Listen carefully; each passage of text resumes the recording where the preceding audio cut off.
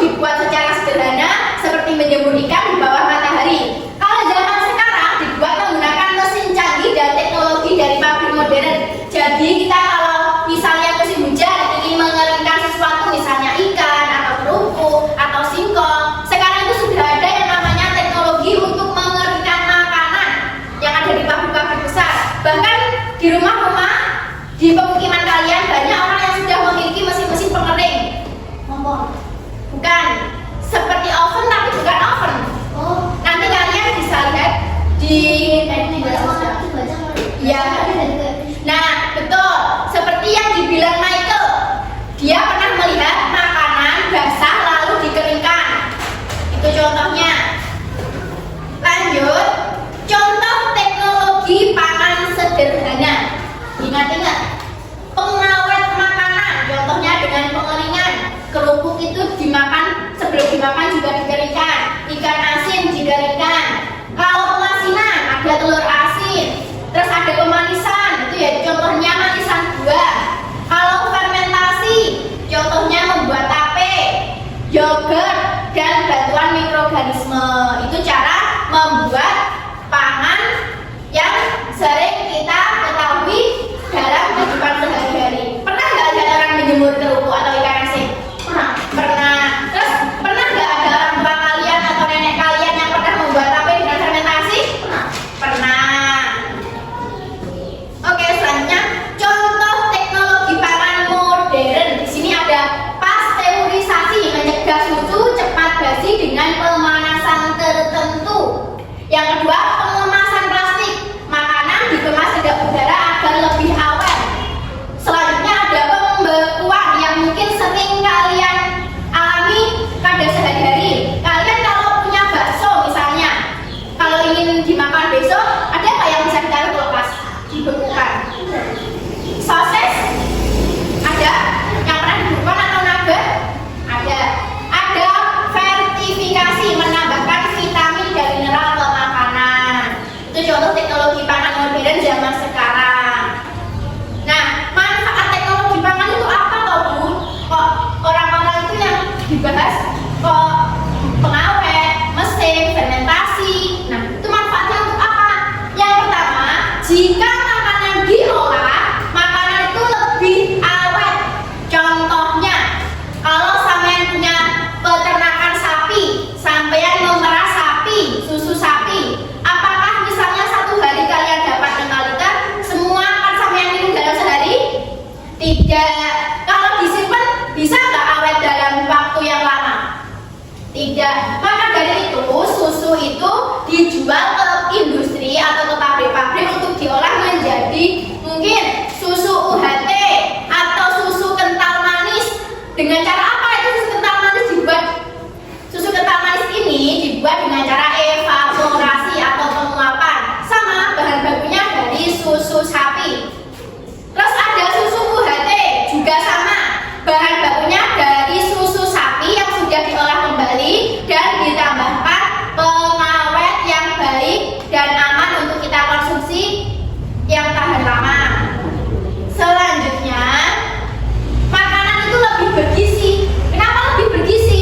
Kalau sampean minum susu sapi yang mentah, kalian doyan nggak?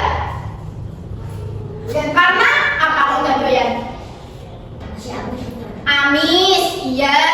Mungkin juga masih banyak bakteri-bakteri yang menempel dari susu sapi, ya kan? Tetapi kalau susu sudah diolah menjadi makanan yang lebih baru, itu malah menjadi lebih bergizi.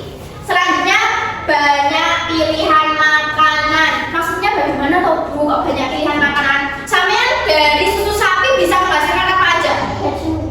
Apa? Keju, pinter. Dari susu sapi bisa dibuat keju. Apalagi? Minuman, contohnya susu ultra milk. Apalagi? Masih banyak. Boleh susu kental manis dari susu, boleh apa lagi selain itu? Ada yang bisa menjawab? Mentega, boleh, bisa juga dari bahan baku susu. Kalau makanan yang sampean sering konsumsi, manis, apa namanya dari susu? Yogurt, es krim mungkin nggak? Iya. Terus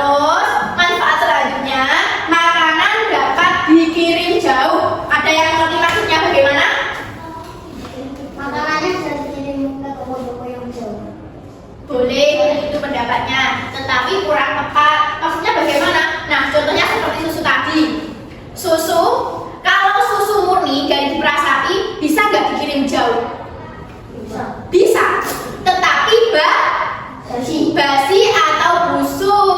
Tetapi kalau susu tersebut sudah menjadi susu kemasan, susu kental manis, terus sudah menjadi keju, bisa nggak dikirim jauh? Bisa. Basi nggak? Enggak. Maka dari itu yang dimaksud makanan dapat dikirim jauh itu kalau makanan sudah menjadi produk lain. Selanjutnya, contoh produk teknologi pangan. Nah, di sini ada susu UHT seperti yang ada di contoh. Susu UHT dipanaskan sampai sangat panas agar tahan lama. Selanjutnya ada contohnya sereal instan, mudah disiapkan untuk sarapan cepat dan bergizi. Saya tanya, sereal itu terbuat dari apa? Dari kacang-kacangan atau gandum? Ya. Kalau produk olahan daging, ada nasi ayam, ada sosis, ada bakso, nugget. Ada yang bisa lagi olahan daging bisa dijadikan apa? Sate boleh. Terus kalau makanan kaleng ada apa? Sate, kornet yang tahan lama dan mudah disimpan. Itu contohnya produk teknologi pangan. Yang terakhir kesimpulannya, jadi teknologi pangan itu memudahkan hidup, membuat makanan lebih awet dan sehat. Terus bijak memilih makanan, pilih makanan sehat dan bergizi dari teknologi pangan. Selanjutnya, makanan teknologi apa yang paling kalian suka? Apa? Kalian suka jajan ini? Ini terbuat dari apa? Dari kentang. Kentang diapakan? Oke, dipotong lalu ditiriskan, diiris, digoreng atau dipanggang. Kalau terbuat ini masih kentang biasa, kalian suka nggak? Enggak. Inilah contoh produksi pangan yang telah dihasilkan oleh teknologi pangan. Ada yang ditanyakan? Tidak. Selanjutnya kalian buka tema 7 itu yang ada halaman judul lagu rotiku. Roti itu terbuat dari apa? Roti terbuat dari apa bahan bakunya? Tepung. Tepung itu terbuat dari apa? Ada yang terbuat dari ubi, itu tepung maizena. Ada yang terbuat dari jagung. Ada juga yang terbuat dari biji-bijian. Mari kita nyanyikan bersama-sama lagu rotiku. Yang pertama kita terdengarkan dahulu, nanti lagu yang kedua kita nyanyikan bersama-sama dengan bentukan tepuk tangan. Mulai bisa? Are you ready? Go! Satu kali lagi, are you ready? Go! Oke. Kita dengarkan dulu yang pertama.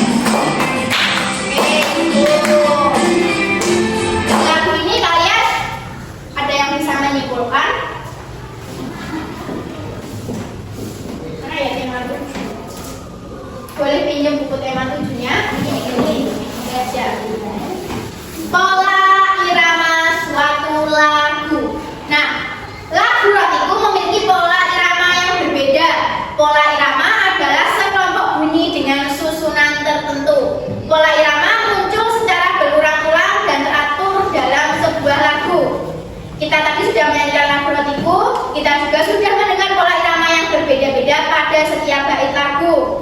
Warna yang berbeda pada setiap lirik lagu menunjukkan pola irama yang berbeda.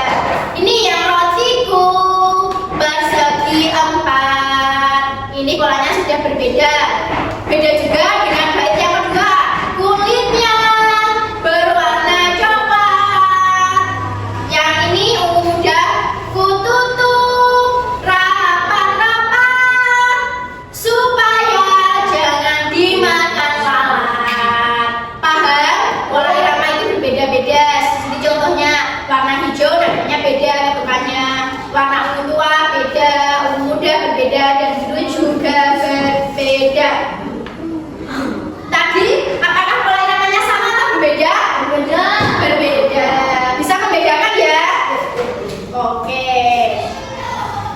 Mengenai teks teknologi pangan yang ada di halaman 6 boleh dibuka sekarang. Tadi kan saya sudah menjelaskan teknologi pangan. Kalian juga sudah membacanya.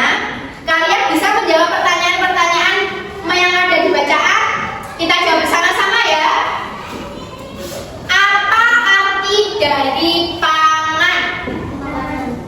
Pangan adalah Apa arti dari pangan? Makanan. Ya. Yang kedua, apakah hasil panen pertanian dan peternakan dapat bertahan lama? tidak. Tidak dapat bertahan lama. Yang ketiga, bagaimana cara mengolah hasil panen? Menggunakan Apa? Bukan komunikasi, kemarin jawabnya apa? penggunaan ilmu pengetahuan. Bagaimana cara mengolah hasil panen? Dengan teknologi pangan. Selanjutnya, apa saja contoh makanan yang terbuat dari kacang kedelai? Tempe, Tempe, kecap, tahu. Sari kedelai bisa nggak? Bisa. Bisa. Apa manfaat dari teknologi pangan? menghasilkan makanan baru. Menghasilkan makanan baru. Dari sini ada yang ditanyakan? Nah, sekarang lanjut ke halaman 8 dan 9. Tadi tahu terbuat dari apa? Kedelai. Kedelai. Tahu bentuknya apa? Kotak atau tidak? Di sini di halaman 9, Ibu Edo menyukur luas kain untuk menyaring tahu dengan menggunakan satuan tidak baku. Perlu diingat anak-anak, satuan itu ada baku dan tidak baku. Satuan baku contohnya sentimeter, meter, kilometer. Kalau satuan tidak baku itu bisa 1 jengkal, langkah, 2 langkah. Terus juga bisa pakai apa? Kemoceng. Panjang mejanya ini berapa ya, Bu? Pokoknya lebar panjangnya 2 kali kemoceng, Bu. Itu namanya satuan tidak baku. Nah, di sini kita belajar tentang satuan ruas. Tadi di gambarnya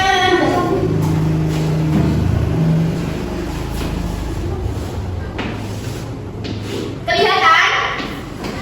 Kelihatan. Ada berapa kotak? 6. 6 kotak. Jadi bacanya 6 satuan.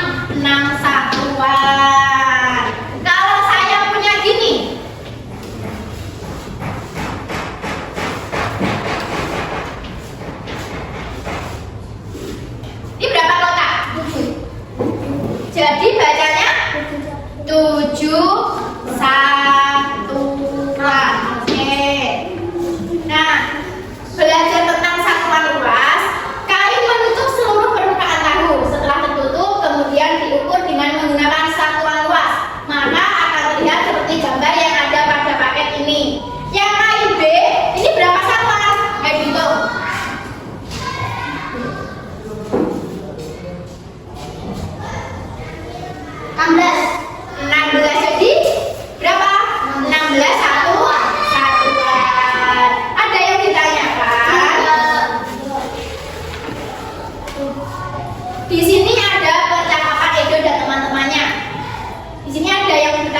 banyak satuan persegi yang menutup tanpa celah pada suatu tempat menyatakan luas tempat tersebut.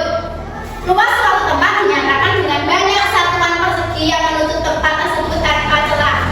Jadi yang dimaksud di sini itu kita butuh satuan luas yang sudah tertutup oleh persegi. Banyak tahu yang menutupi permukaan kain A dan kain A ada 8, permukaan kain B ditutupi oleh 16 tahu yang tadi sama hitung. Berapakah luas dari kain A dan kain B? Ayo berapa? Nih jumlah kain A dan kain B berapa? Berapa satuan?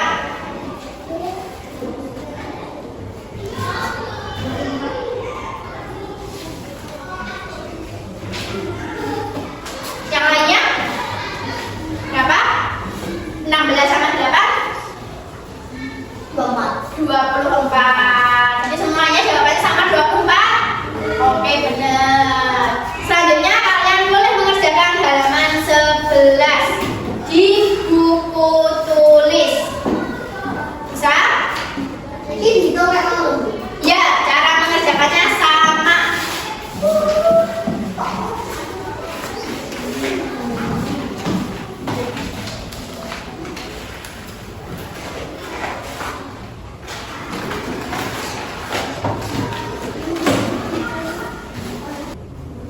Sudah selesai semuanya? Oh, sudah. Boleh dikumpulkan ke depan sini.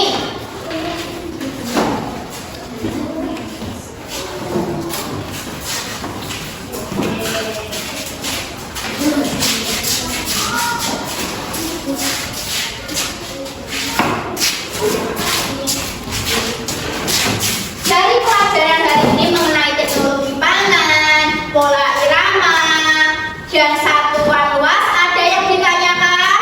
Betul. Terus apa yang kalian tangkap tentang teknologi pangan yang sudah saya jelaskan tadi? Gak apa-apa, gak usah malu, gak usah takut menjawab. Apa teknologi pangan itu? Cara buat makanan. Cara membuat makanan, apalagi? Mendapat rasa makanan. Cara membuat makanan lebih bertahan lama. Cara mendapat makanan lebih bertahan lama, apalagi?